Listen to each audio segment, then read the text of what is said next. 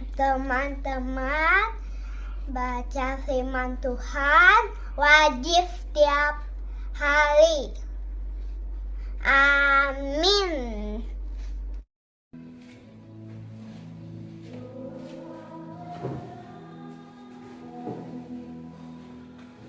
Salam, selamat berjumpa kembali di channel YouTube TPK Gajah Putih Tinangnan. Kita akan membaca firman, tapi sebelum kita membaca firman, kita dengarkan dulu musik atau instrumentali Nang Bu Malucang.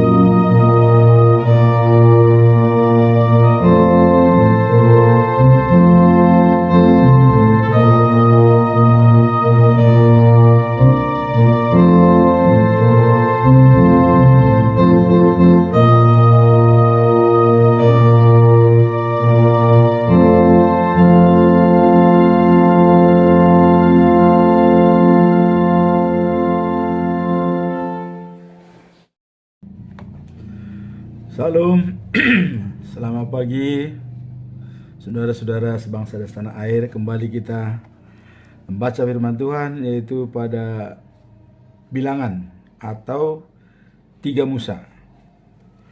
Dan sebagai kata pengantar, kita akan coba sampaikan. Jadi Bilangan atau 3 Musa, nanti pasal yang 1. Dan ini kata pengantar.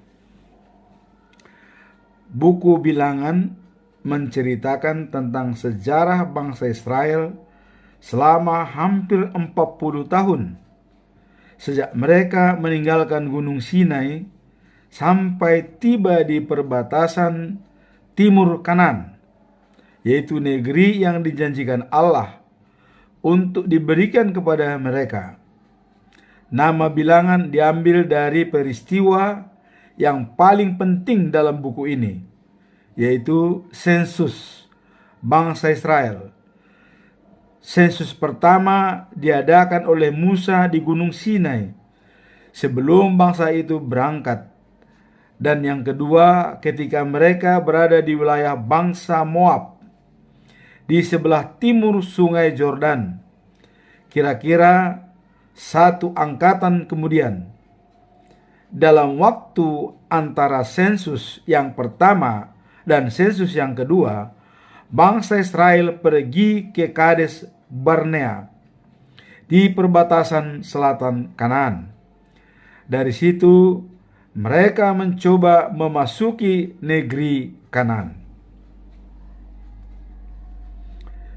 Tetapi tidak berhasil. Sesudah bertahun-tahun lamanya tinggal di daerah sekitar Kades Barnea itu, mereka pergi ke wilayah di sebelah timur Sungai Yordan. Sebagian dari Barnea itu mereka pergi ke wilayah di sebelah timur Sungai Yordan. Sebagian dari bangsa itu menetap di sana, sedangkan yang lain bersiap-siap menyeberangi sungai itu untuk masuk ke negeri Kanaan. Buku Bilangan adalah kisah tentang suatu bangsa yang seringkali berkecil hati dan takut menghadapi kesukaran mereka, melanggar perintah Allah, dan tak mau menurut kepada Musa yang ditunjuk Tuhan untuk memimpin mereka. Buku ini juga merupakan kisah tentang bagaimana Tuhan dengan setia dan tekun memelihara bangsanya, walaupun mereka itu lemah dan tidak taat. Juga mengisahkan tentang Musa yang kadang-kadang kurang sabar, tetapi tetap melayani Tuhan dan bangsa Israel dengan rabah. Pasal yang pertama, Bilangan 1, orang Israel mengadakan sensus. Pada tanggal 1 bulan 2 dalam tahun kedua sesudah bangsa Israel meninggalkan Mesir, Tuhan berbicara kepada Musa di dalam kemah Tuhan di padang gurun Sinai. Katanya, engkau dan Harun harus mengadakan sensus segenap umat Israel menurut kaum dan keluarga masing-masing. Buatlah daftar nama semua orang laki-laki yang berumur 20 tahun ke atas yang sanggup menjadi tentara. Mereka harus didaftarkan menurut pasukannya masing-masing. Dari setiap suku, mintalah seorang pemimpin kaum untuk membantu kamu.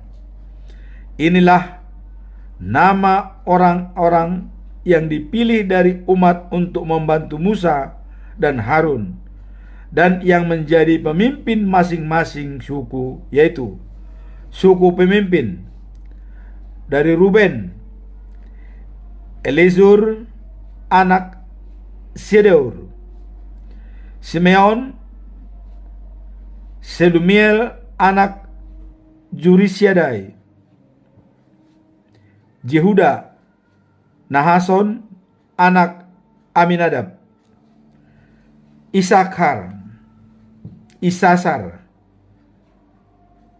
Natanel anak Juar, dari Jebulon, Eliab anak Helon, dari Efraim, Elisama anak Amihud, Manase, Gamaliel anak Pedasur, Benjamin, Abidan anak Gideon, dan Ahieser anak Amisadai, Asher, Pagiel anak Okran, Gad, Eliasar anak Rehuel, Naftali, Ahira anak Enam.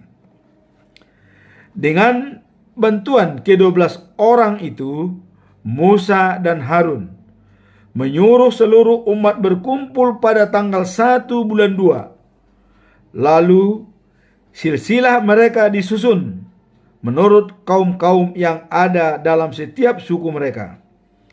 Nama semua orang laki-laki yang berumur 20 tahun ke atas dicatat dan dihitung seperti yang diperintahkan Tuhan. Semua itu dilakukan oleh Musa di padang gurun Sinai. Orang-orang lelaki yang berumur 20 tahun ke atas yang sanggup menjadi tentara didaftarkan namanya menurut kaum dan keluarganya, mulai dari Ruben anak sulung Yakub sampai dengan Naftali. Jumlah mereka adalah suku dan jumlah orang. Ruben 46.500 orang, Simeon 59.300 orang, Gad 45.650 orang, Jehuda 74.600 orang, Isakar 54.400 orang, Jebulon 57.400 orang, Efraim 40.500 orang, Manase 32.200 orang, Benjamin 35.400 orang, Dan 62.700 orang, Asher 41.500 orang, Naftali 53.400 orang. Seluruhnya berjumlah 603.550 orang. Orang-orang Lewi tidak didaftarkan bersama-sama dengan suku-suku lain karena Tuhan telah berkata kepada Musa, pada waktu engkau mencatat nama-nama orang yang sanggup menjadi tentara, suku Lewi tidak usah dicatat. Seluruh mereka mengurus kemahku dengan segala perlengkapannya. Tugas mereka ialah memikul kemahku dengan perlengkapannya serta mengurusnya. Mereka harus berkemah di sekelilingnya. Apabila kamu pindah, orang-orang Lewi itu harus membongkar kemahku, lalu memasangnya kembali di setiap tempat berkemah yang baru. Selain mereka, siapa saja yang mendekati kemah itu harus dihukum mati. Orang-orang Israel yang lain harus mendirikan kemah mereka berkelompok-kelompok, tiap orang dalam kelompoknya masing-masing di sekeliling panjinya sendiri-sendiri. Tetapi orang-orang Lewi harus berkemah di sekeliling kemahku. Mereka harus menjaganya supaya tidak ada orang yang mendekatinya, sehingga menyebabkan aku marah dan menghukum umat Israel. Maka orang Israel melakukan segala yang diperintahkan Tuhan kepada mereka. Pasal yang ketiga, pasal yang kedua. Tempat tiap suku dalam perkemahan. Tuhan berkata kepada Musa dan Harun, pada waktu orang Israel mendirikan perkemahan, setiap orang harus berkemah di sekeliling panji kemahnya dengan lambang kaumnya sendiri.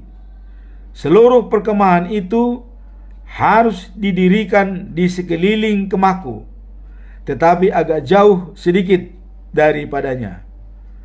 Di sebelah timur, laskar yang bernaung di bawah panji kesatuan Yehuda harus berkemah menurut pasukan dengan pemimpinnya masing-masing dalam susunan ini: suku, pemimpin, dan jumlah orang. Yehuda, Nahason, anak Aminadab, 74.600 orang. Isakar, Netanael, anak Juar, 54.400 orang. Zebulon, Eliab, anak Helon, 57.400 orang. Seluruhnya 186.400 orang. Kesatuan Yehuda harus berangkat paling dahulu. Di sebelah selatan, laskar yang bernaung di bawah panji kesatuan Ruben harus berkemah menurut pasukan dengan pemimpinnya masing-masing dalam susunan ini: suku, pemimpin, dan jumlah orang. Ruben, Elisur, anak Sedeur, 46.500 orang. Simeon, Selumiel, anak Jurisadai, 59.300 orang. Gad, Eliasar, anak Rehuel, 45.650 orang. Seluruhnya 151.450 orang. Kesatuan Ruben harus berangkat sebagai yang kedua. Sesudah itu, di tengah-tengah seluruh laskar Israel berjalan suku Lewi dengan memikul kemah Tuhan seperti mereka berkemah. Begitu juga mereka berjalan masing-masing di tempatnya menurut panji-panji mereka. Di sebelah barat, laskar yang bernaung di bawah panji kesatuan Efraim harus berkemah menurut pasukan dengan pimpinannya masing-masing dalam susunan ini: suku, pemimpin, jumlah orang. Suku Efraim, Elisama, anak Amihud, 40.500 orang. Manase, Gamaliel, anak Pedasur, 32.200 orang. Benjamin, Abidan, anak Gideon, 35.400 orang. Seluruhnya 108.100 orang. Kesatuan Efraim harus berjalan di belakang suku Lewi. Di sebelah utara, laskar yang bernaung di bawah panji kesatuan dan harus berkemah menurut pasukan dengan pemimpinnya masing-masing dalam susunan ini: suku, pemimpin, dan jumlah. Dan Ahiezer, anak Amisadai, 62.700 orang. Asher, Pagiel, anak Okran, 41.500 orang. Naftali, Ahira, anak Enam, seluruhnya Ahira anak Enam, 53.400 orang. Seluruhnya 157.600 orang. Kesatuan dan berangkat sebagai yang terakhir.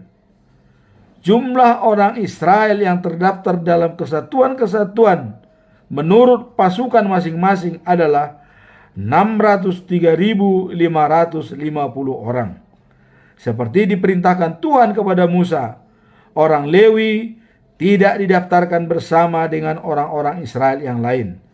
Orang Israel melakukan segala yang diperintahkan Tuhan kepada Musa, masing-masing berkemah di sekeliling panjinya sendiri dan berangkat menurut kaumnya dan keluarganya. Demikianlah pembacaan firman Tuhan pada pagi hari ini bagi episode yang ke-41, dan untuk selanjutnya nanti akan kita bacakan episode 42. Sekian, dan semoga apa yang saya baca ini dapat membuat kita menjadi ingat kembali isi Alkitab dalam 3 Musa dan perjalanan daripada bangsa Israel dari Mesir menuju tanah Kanaan. Sekian dan terima kasih.